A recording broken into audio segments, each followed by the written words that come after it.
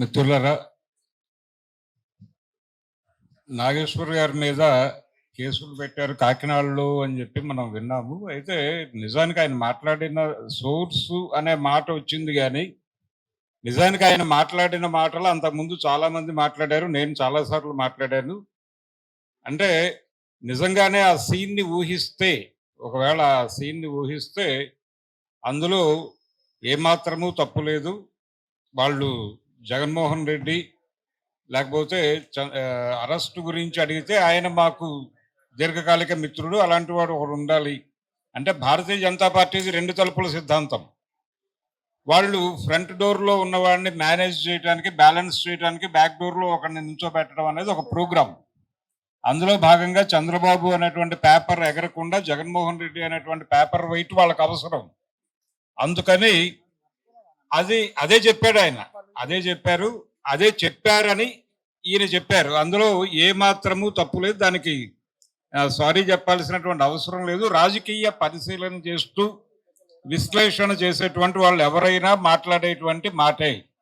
ఆ సోర్స్ అనేటువంటి ఒక్కదాన్ని పట్టుకుని హడావిడి చేస్తున్నారు కానీ వాళ్ళ మీద నిజానికి కేసులు పెట్టడం అనే దాని దాకా పెడితే చంద్రబాబు నాయుడు గారి మీద, పవన్ కళ్యాణ్ మీద అనేక కేసులు పెట్టి ఉండాలి కదా. ఆయన తిరుమల లడ్డు కల్తీ అనే దాని దగ్గర ఆయన ఒక ప్రెస్ మీట్లో చాలా దారుణంగా మాట్లాడుతూ చంద్రబాబు నాయుడు గారు జగన్మోహన్ రెడ్డి ఏదో డబ్బుల కోసం ఈ పని చేశాడని నేను అనుకోవడం లేదు. ఈ కల్తీ నైవేద్యం దేవుడికి పెట్టడం ద్వారా దేవుడి మహిమలు తగ్గుతాయి. దేవుడి మహిమలు తగ్గితే హిందువులు అన్యాయం అయిపోతారు. హిందూ సమాజాన్ని నాశనం చేయటం కోసం ప్రసాదాన్ని కల్తీ చేశారన్న పద్ధతిలో ఆయన మాట్లాడాడు. ఇది ఉంది, ఇది వినొచ్చు ఎవరైనా సరే. పవన్ కళ్యాణ్ గారు ఆయన పక్కనే కూర్చుని ఉన్నాడు ఆ ప్రెస్ మీట్ లో. అంటే ఆయన ఉద్దేశం ఏమిటి, చాలా క్లియర్ గా, అంటే జగన్మోహన్ రెడ్డి క్రైస్తవుడు కాబట్టి ఒక అడ్వాంటేజ్ తీసుకుని ఓవర్ యాక్షన్ చేశారు, అతిగా మాట్లాడారు. ఈ మాట్లాడటం అనే దాన్ని లోతుల్లోకి వెడితే ఆయన ఉద్దేశం ఏంటి, ఏం చెప్పదలుచుకున్నాడు ఆయన? ఈ దేశంలో రాజకీయ నిర్ణయాలు తీసుకునేటువంటి పదవుల్లోకి మైనారిటీలని తీసుకురాకండి అనేటువంటి ఒక సందేశాన్ని ఇవ్వదలుచుకున్నాడు చంద్రబాబు. దానికి పవన్ కళ్యాణ్ గారి మద్దతు. కాబట్టి మైనారిటీలు ఎవరు సీరియస్గా రోడ్డు మీదకి వచ్చి చంద్రబాబుని నిలబెట్టలేదే. కేసులు పెట్టి ఉండాలి కదా. ప్రెస్ మీట్ ఉంది ఇప్పటికీ, ఆయన మాట్లాడిన మాటలు టోటల్ ఆ డ్రామా అంతా వాళ్ళు డ్రైవ్ చేసినటువంటి పద్ధతి అదే. ఆయన బీజేపీకి చాలా సబ్మిసివ్గా ఉంటూ, చాలా అనుకువగా ఉంటూ, ఇప్పుడు మోర్ అంటే ఆయన గతంలో నమ్మదగని మిత్రుడే కానీ ఇప్పుడు చాలా నమ్మకస్తుడైనటువంటి మిత్రుడిగా తనని తాను ప్రూవ్ చేసుకోవడానికి ఏం చేయడానికైనా సిద్ధపడిపోతున్నాడు ఆయన. అలాగే ఈయన పరిస్థితి కూడా అదే. నేను మీకు అంతకంటే నమ్మదగినటువంటి మిత్రుడిని అని చెప్పుకోవడానికి ప్రయత్నం. మొన్న డీలిమిటేషన్ సందర్భంగా మనం చూసాం. ఆ బిల్లు సందర్భంగా బీజేపీ అంటే బాబు, జగన్, పవన్ అనేటువంటి అభిప్రాయం అందరూ మాట్లాడారు. మరి అదే లెక్క కదా చెప్పింది. దీని మీద ఎందుకు వాళ్ళు భుజాలు తణుకుంటున్నారు? నిజానికి డ్యామేజ్ ఏదైనా జరిగి ఉంటే అది జగన్ ఇంటిగ్రిటీకి ఇబ్బంది. కానీ ఆయన కూడా నవ్వుతూ వెళ్ళిపోయాడు. ఆయన ఫండ్ చేశాడని వీళ్ళు ఎలా మాట్లాడుతున్నారు అంటే కూటమిలో చిచ్చు అనే యాంగిల్లోకి తీసుకొచ్చి తెలుగుదేశం దీని మీద ఎక్కువ దాడి చేసే ప్రయత్నం చేస్తోంది, కానీ పొలిటికల్ డైలాగ్ లేదు వాళ్ళ దగ్గర.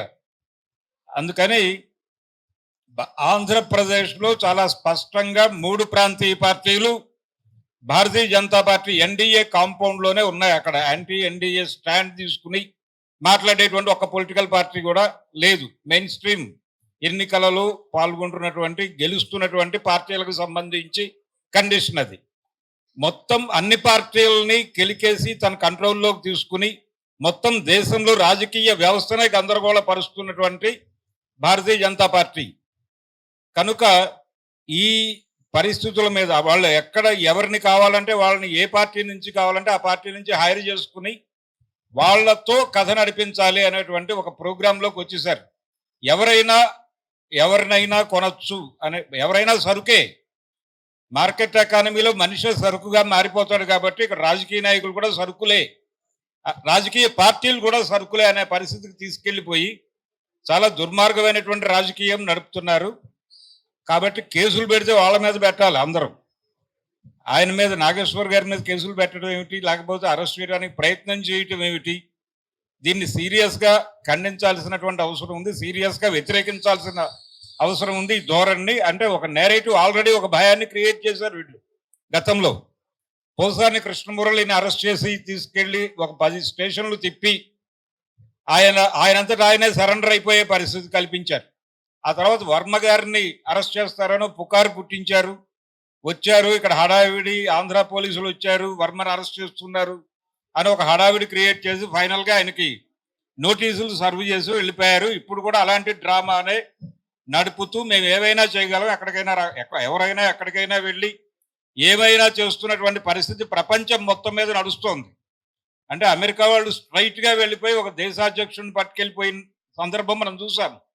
అలాగే వాళ్ళు బిన్ లాడెన్ని చంపినా లేకపోతే ఇంకొకళ్ళని చంపినా ఎవరి పర్మిషన్లు లేవు, స్ట్రైట్ అవే వెళ్ళి దాడులు జరిపారు, ఈవెన్ సద్దాం హుస్సేన్ మీద కూడా. కనుక విస్పరింగ్ క్యాంపెయిన్ చేయటము, గుసగుసల ప్రచారం చేయటము, జనాల బుర్రల్లో వాళ్ళు అనుకుంటున్నది నాటటము, ఈ పుకార్లు పుట్టించడం అనే ప్రోగ్రాం, ఈ పుకార్లు పుట్టించడం అనే ప్రోగ్రాం అమెరికా నుంచి చంద్రబాబు నాయుడు వరకు అందరూ చేస్తున్నదే. సద్దాం హుస్సేన్ని చంపడానికి వాళ్ళు ఏం చెప్పారు? ఆయన దగ్గర ఏదో జీవరసాయన ఆయుధాలు ఉన్నాయని చెప్పి ప్రచారం చేసి ఆయన చంపేసి లేవని తెలిసిందని చెప్పారు. ఇది పరిస్థితి. కనుక ఇది చిన్న విషయంగా చూడటం కాదు. ఆయన అన్నదానిలో తప్పేమీ లేదు, వాస్తవమే మాట్లాడాడు ఆయన. సోర్స్ అనే మాట ఒక్కటి తీసేస్తే అది చాలా మంది చాలా సందర్భాల్లో మాట్లాడిన మాటలే. ఆయన అక్కడికి ఒక చాలా సబ్మిసివ్గా, పద్ధతిగా, సంస్కారవంతంగా సారీ చెప్పారు. అయినప్పటికీ ఏదో అరెస్ట్ చేస్తాం, అరెస్ట్ చేయొద్దని నేను ఆపానని పవన్ కళ్యాణ్ చెప్పడం, ఆవిడేమో ఇక్కడ ఇక్కడ ఇక్కడ పోలీస్ అధికారి మాట్లాడిన మాటలు ఫేక్ అని అక్కడ హోమ్ మినిస్టర్ గారు మాట్లాడటం, ఈ గందరగోళం కూడా వాంటెడ్గానే క్రియేట్ చేస్తున్నట్టు కనిపిస్తోంది. వీటిని సీరియస్గా పట్టించుకుని ప్రతిఘటించాల్సినటువంటి అవసరం అయితే ఉంది.